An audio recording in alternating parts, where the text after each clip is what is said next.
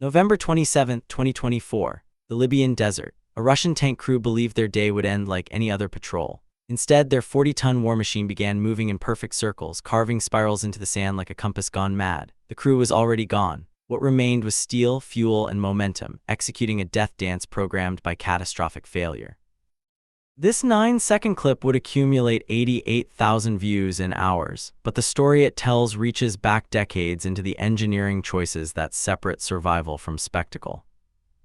Modern main battle tanks do not simply stop when the crew dies. They inherit the last commands given to their drive systems, the final steering input, the throttle position frozen at the moment of impact. What observers watched that day was not a ghost operating controls, but physics and hydraulics continuing their programmed tasks without human intervention. The Russian tank, likely a T-72 variant or upgraded model, carried legacy steering systems that date back to Cold War engineering philosophy. Unlike Western tanks with fully computerized drive-by-wire systems that default to neutral upon detecting crew incapacitation, Soviet-era designs prioritized mechanical simplicity and battlefield reliability. That choice meant one thing. If the crew died with the steering clutch engaged, the tank would continue turning until fuel exhaustion or mechanical failure. The spiral pattern visible in the footage tells the technical story. Constant radius, consistent speed, no corrective inputs. The left track remained powered while the right track either lost power or the steering brake locked, classic indications of a catastrophic hit that eliminated the crew instantly but left core mechanical systems functional. Witnesses described the scene as harrowing.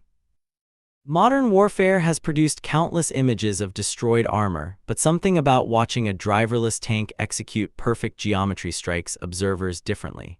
The machine became a monument to its own failure, broadcasting crew death through motion rather than stillness.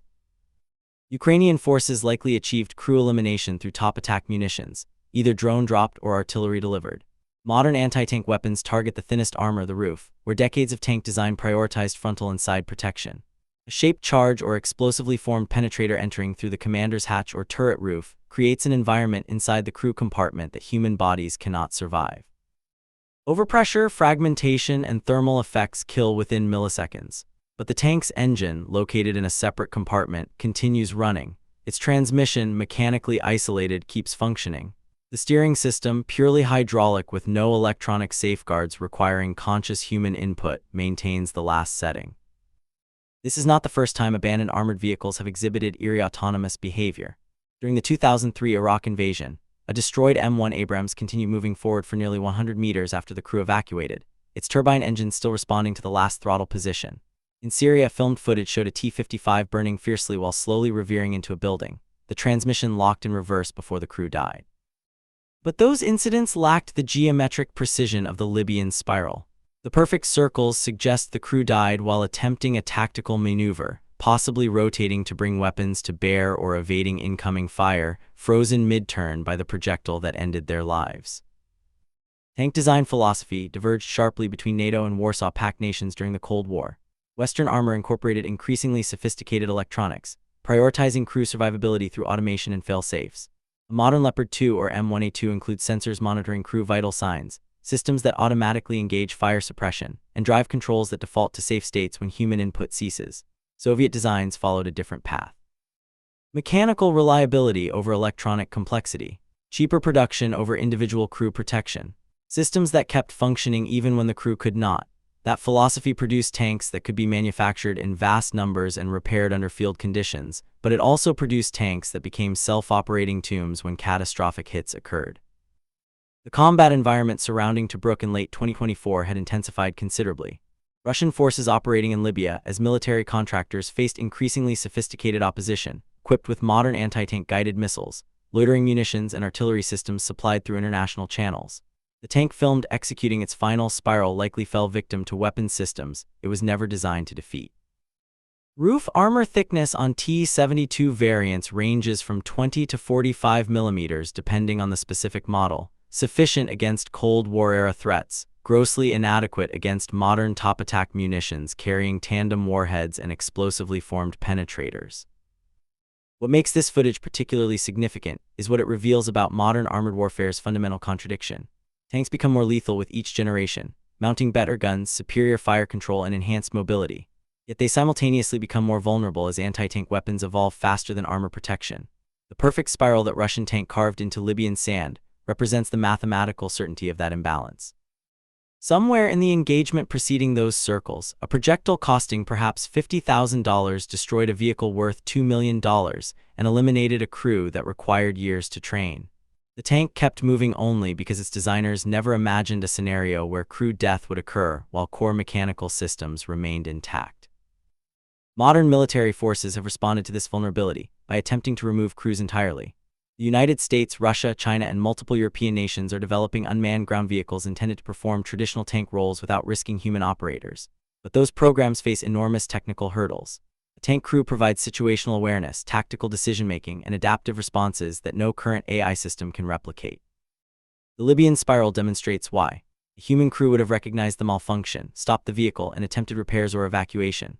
The autonomous systems that continued operating after the crew died possessed no understanding of their situation, no awareness that their operators were gone, no programming to detect that continued operation served no purpose. They simply executed the last commands given, turning left until the fuel ran out or mechanical components failed. The psychological impact of such footage extends beyond military analysis. Observers watching the video described feelings of unease that transcended typical combat imagery. A burning tank registers as destruction, a familiar category of warfare. A tank moving in perfect circles with no visible crew suggests something else entirely: machinery operating according to logic that no longer serves human purposes. A preview perhaps of autonomous weapons systems that might someday operate without human oversight at all. Defense analysts noted that the incident highlighted a crucial gap in modern armored vehicle design. Crew incapacitation detection systems exist, but remain rare outside top-tier Western armor. Implementing such systems requires integrating biometric sensors, fail-safe drive controls, and automated shutdown protocols, all of which add cost and complexity to vehicles that many militaries already struggle to afford. The Russian Defense Ministry never officially commented on the incident. Independent analysis based on the video's metadata, visible terrain features, and corroborating reports from Libyan sources placed the event outside Tobruk on November 27, 2024. The specific tank model remains unconfirmed, though experts analyzing visible features suggested either a T-72B3 or a T-90 variant based on the turret shape and reactive armor layout. What is certain is that the crew did not survive, and the vehicle continued operating long enough to create the spiral pattern that would define the incident in public memory. Tanks have always represented a fundamental bargain, trading armor protection and firepower for mobility and vulnerability. The perfect circles in Libyan sand illustrate how that bargain has shifted. Modern sensors and weapons have made concealment nearly impossible. Thermal imaging, synthetic aperture radar, and persistent drone surveillance mean that armored vehicles can rarely hide. The armor that once provided protection now provides only the illusion of safety. The crew that died in that Russian tank likely never saw the projectile coming, fired from a position kilometers away by operators who may never have visually acquired the target. The spiral they left behind stands as testament to warfare's evolution, where machines continue operating according to programming even after their human purpose has been violently eliminated. The footage circulated widely across military forums, social media platforms, and defense analysis channels. Some viewers found dark humor in the perfect geometry of the tank's final movements. Others saw only tragedy: 3 or 4 young men whose deaths were broadcast globally through the mechanical persistence of their vehicle. Defense contractors studying the video noted technical details: the speed of the spiral suggesting partial power to one track, the consistency of the path indicating hydraulic systems remained pressurized, the lack of smoke suggesting the crew compartment remained sealed despite catastrophic internal effects. The tank became data, feeding into assessments of vehicle vulnerability and weapons effectiveness. This is modern armored warfare stripped of doctrine and ideology. A machine executing programmed tasks after its operators died. A weapon system broadcasting its own obsolescence through autonomous motion. A crew eliminated by munitions they never saw from enemies they never engaged. The perfect circles carved into Libyan desert sand that day will fade within weeks, erased by wind and weather, but the tactical lesson persists. In an age of precision strike and top-attack weapons, the armor that once defined tank survivability provides only the most fragile protection. And when that protection fails, the machines continue their programmed tasks, turning left until fuel or physics intervenes, describing perfect mathematical curves that map the end of an era when tanks ruled battlefields through protection rather than dying spectacularly upon them. The crew was eliminated, the tank kept moving, the desert recorded the geometry of mechanical persistence, and 88,000 viewers watched a war machine execute its own epitaph, one perfect circle at a time.